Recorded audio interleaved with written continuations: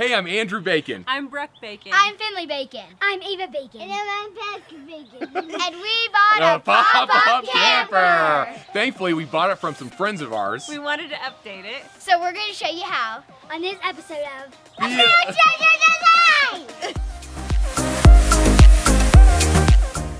So yeah, we're just a little excited about this pop-up camper, and here we're getting it delivered from our friend Craig, who we bought it from.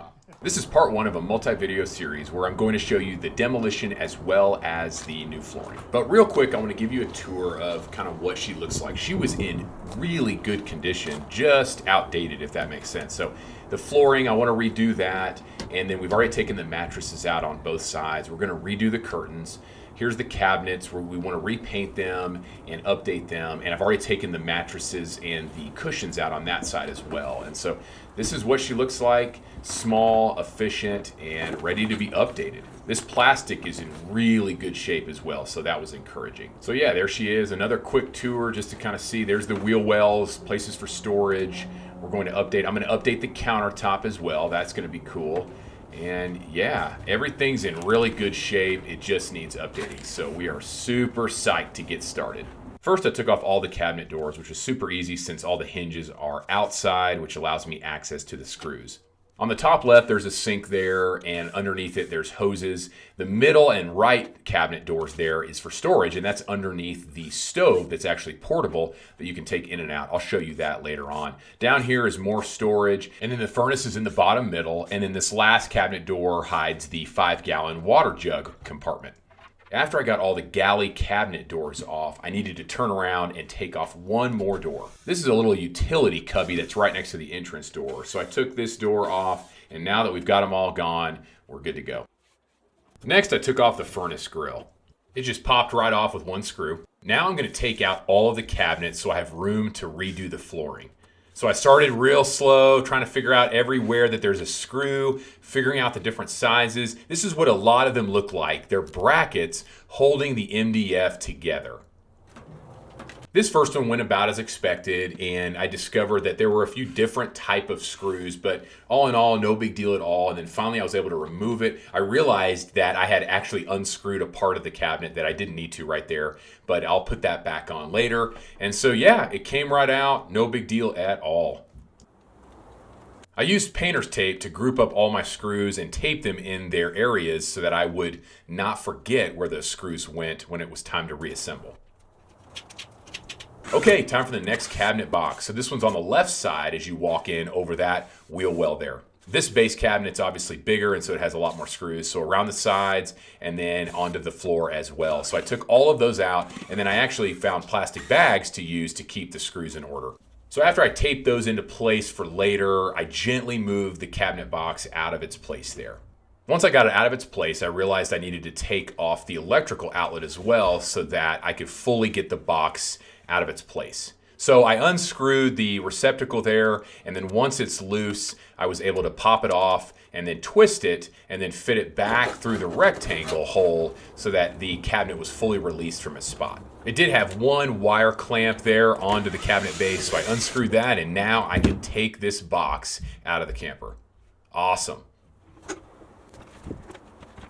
Okay, now I'm on the right side over the other wheel well, and I'm going to take out this base cabinet now. This cabinet houses the electrical system converter, and so what's cool about this camper is you can use a 12-volt system on the battery that we've got, and then you can also switch to 115-volt AC power supply if you plug it in. So you can see that power cable there. You can run that through the side hole and then plug it into your house or a hookup somewhere and actually get AC power, which is kind of cool, to power the outlets as well as your furnace.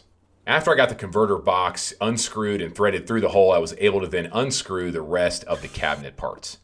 So I just went around and unscrewed all of the screws, kind of making my way down the line, went across to the side there, and then down on the bottom, there's a few that are attached into the floor. And so, yeah, everything's going great, and yeah, no problems at all. But then once I moved it out a little bit, I discovered something unique that really just comes with age, that these two sections kind of pulled out really easy. So I'll just use a little wood glue and some fresh nails, and we'll get that cleaned up, no problem at all.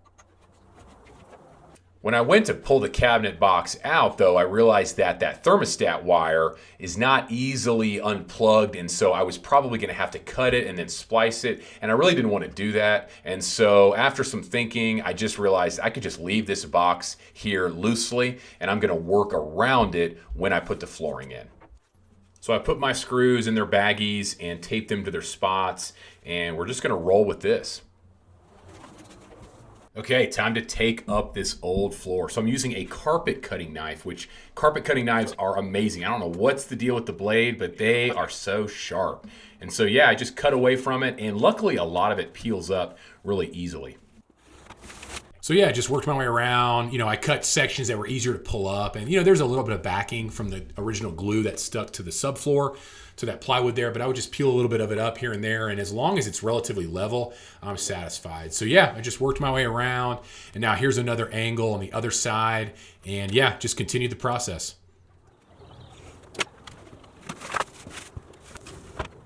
Next, I went under the seating cabinet here that I decided not to remove, and so it was a little tricky, but I was able to prop it up a little bit higher in order to get under it and remove all of that flooring as well. Then I went back to the galley section, and I realized pretty quickly I was going to need to remove those two cabinets as best I could. So here I'm taking out the drain line, and I'm gonna then unscrew the little butterfly clamps that are holding the sink in place, and those came off pretty easily. I was able to untighten them by my hand.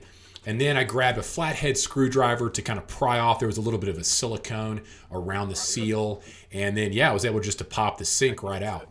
Next, I unfastened the water lines from the little water pump there. That is pretty cool. And once I got that done, I was able to then pull down the top cabinet of the galley to then unscrew it from the little piano hinge that's holding them together. This top cabinet always folds down when you're putting the camper into its storage position, and so it's held on by just regular screws, and so I just went down and unscrewed them and threw them in their bag, and then I was able to take out the cabinet. That was an easy part. Since the bottom galley cabinet has this furnace installed, it made it really hard to take it out as one unit. So I had to kind of take it apart piece by piece. So here I was able to lift off the top after unscrewing a few screws underneath and then get to more of the parts. Here I'm unscrewing the safety switch, which sits in between the two cabinets. That's there so that whenever you take the galley down for storage, it makes sure that the furnace can never be on. Then I was able to take off the top. Now that I can see most of the floor, I was able to kind of lift up some areas and then cut it away as best I could. There's a little box under the furnace that holds it up for support, so I unscrewed that and took that out. Now I've got good access to get rid of all the rest of the laminate.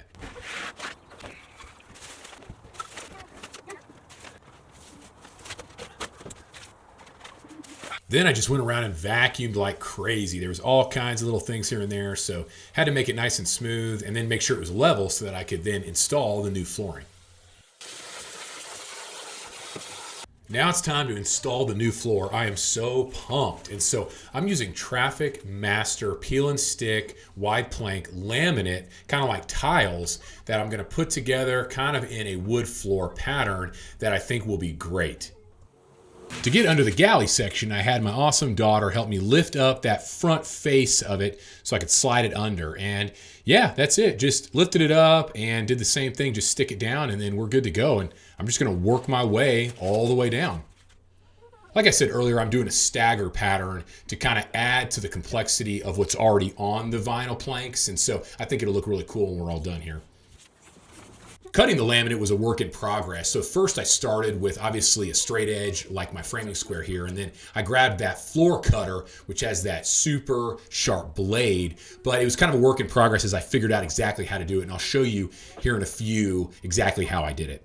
By the way, you might be wondering about the floor and how you can still see a lot of white stuff and that kind of glue residual from the old laminate floor. And so I was able to get the floor relatively smooth and flat. I didn't really want to sand it. Again, it's a camper, but I know you can kind of see from the camera that it looks dirty and gunked up, but it really was pretty smooth. And that's really all I cared about to lay the new flooring. All right, we're moving right along. So I got my daughter here helping me out, lifting it up again so I can go underneath. Like I said, I wanted to go all the way through. That way when you open those cabinet doors, it still looks real sharp. And so I also cut holes around those 2 copper lines that are for the liquid propane to heat the furnace, right? And so I had those kind of cut out, and yeah, I just had to measure and, cut those with the knife. All right, moving right along. I switched the camera angle, and yeah, just continuing to rock and roll. I would do my best to lay the full-length planks down in alternating patterns. And so here I can do one and then a second one, and then I would go back and measure for the shorter cut and then cut it and then place it in there.